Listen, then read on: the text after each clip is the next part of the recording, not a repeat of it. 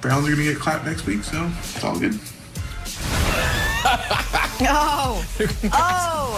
And with that, we start playing a little drawing a blank with rookie receiver Chase Claypool calling out a Browns team he just lost to. So, Brandon, Chase Claypool saying, quote, the Browns are going to get clapped next week against the Chiefs is blank. Yeah, this is corny, Jenna. I mean, you just got smashed in your house by the Cleveland Browns, you know? So when you go out there and make this statement, it shows why this team imploded. The immaturity. They're putting the wrong things first.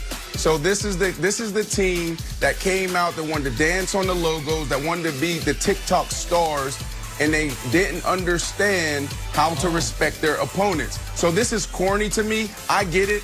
Claypool played well in the game, but when you lose, all right, and on national TV in wild card weekend, you can't go out there and make this statement. Can't do it. So I'm going to call it sad, but true. And it's sad for multiple reasons. It's sad from the Steelers' perspective because I'm going to take a step further, Brandon. To me, it gives you a little window into what that team really believed in themselves, even when they were 11-0. To me, it's sad because it indicates even 11-0, they knew they couldn't beat the Chiefs. Because if you think a team that just whooped you is going to get whooped, then what do you think was going to happen to you if you had played that team? Oh, that's a good take. It's also sad from the Browns' perspective because it is true. Cleveland, this is where our magical dance must end. We have had a wonderful relationship dating back to multiple NBA finals, shared in your city. Some of the best moments of my career were spent in Cleveland, talking to you, the wonderful people of that wonderful Rust Belt American town, Midwestern town. You sound like Claypool. But now, a far greater American town, my hometown, must end your magical ride. And it's not going to be pretty. It's not going to be close, and it's not going to be enjoyable. Now, you will get to be able to say you lost to the champs. And so, yeah, absolutely. So, Wilds, it is sad, but it is true. No lies were spoken by Chase Claypool. I love it. Okay, here's a take. I'm working on this take, but I think we just saw a historic moment of pettiness coming from Chase Claypool, but I think the Browns can use this as motivation. You always hear about people using the media, like no one believed in us motivation.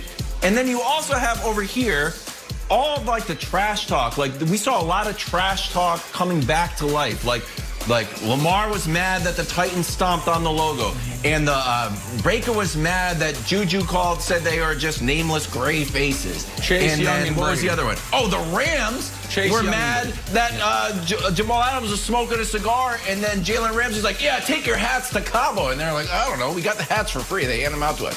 So here's the take. Historic moment from Chase Claypool. The first time in history that the Browns can use a former opponent's trash talk to look forward to the Chiefs. Historic moment in NFL history. You know what? Probably should be a small plaque in Canton for Chase Claypool if they end up winning. It's a new avenue of trash talk. It's a good take, Wilds. I had a take on that big chair, but your take was really good. I'm going to table mine. Get it? I'm going to table my chair. Big gamer. On to Green Bay. I don't like those big chairs. We'll save it for another day. They bother me. To Green Bay now, where Aaron Rodgers and the Packers are getting ready to host the Rams. Two-time Defensive Player of the Year, Aaron Donald, dealing with a rib injury, but Sean McVay says ribs schmibs, he'll be good to go. So Brandon, going against Aaron Donald, should have Aaron Rodgers feeling blank. Vigilant. Since coming into the NFL, this guy has led the league in sacks. This is the baddest man in the NFL. Howie Long talked about him this week, and he said, you know what? He can go down as the greatest defensive tackle that this game has ever seen. I will challenge Howie Long to not even to be the best defensive lineman, but the greatest defensive player this game has ever seen. If he keeps this up for another 6 to 10 years, it is a wrap. This is the baddest boy that we have seen in a very, very long time. Well, Brandon, those are great takes. I do have bad news for you. your fellow Floridian Deion Sanders just canceled his House of Athlete subscription. Sorry, he's out. He said, oh, really? Greatest defensive player ever? Like, I'm not right here? So Yes. Lawrence Taylor also is just driving in his car, listening to us Nick, on really Sirius quick, XM. Nick. And he's like,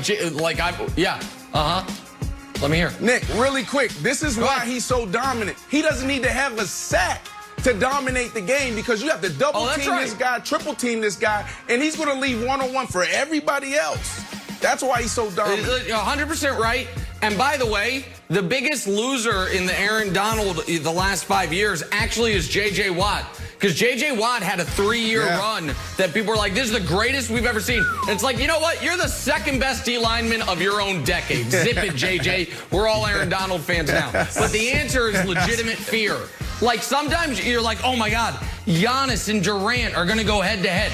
Nobody's actually afraid there. It's like Mahomes versus Rodgers potentially in the Super Bowl. There's no fear there. It's just you're trying to beat another great player. Wilds, this should be legitimate fear because Aaron Donald shows you he shows no mercy.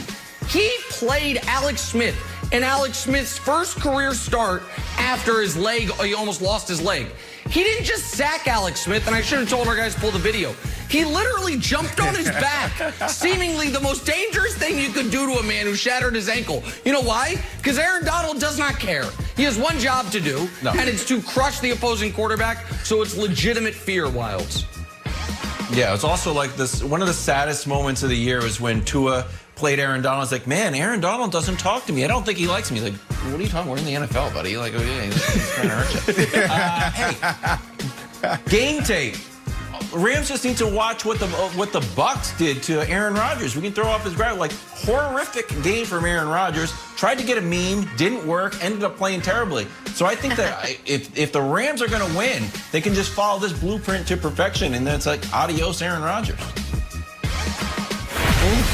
There you go. All right, moving on to Houston, where the Deshaun Watson saga continues to unfold. A report says Deshaun would be open to a trade to the Dolphins that likely would send Tua packing for Houston. Tua's like, wait, what? Wait, what? Brandon, a Deshaun Watson Tua Tagovailoa trade would be blank. Yeah, this word comes from Scotland, Ireland. New word alert. It means the gift or a new beginning. Handsome. Look, this is inevitable. This has to happen, whether it's with the Dolphins or if it's with my Jets. He has to get out of there. This organization has shown that they don't respect him, they don't value him. And then all the rumblings is this is about the social injustices and how they approach it and how they have not done their part. They didn't interview Eric Bieniemy. This is a black quarterback. This is the guy. This is a guy that's standing up in March in the middle of a global pandemic, and you don't do your part as an organization. I don't think that Deshaun Watson ever put on a Texans jersey again. Wow. Wow. Yeah, I don't know if I think it's going to happen, but if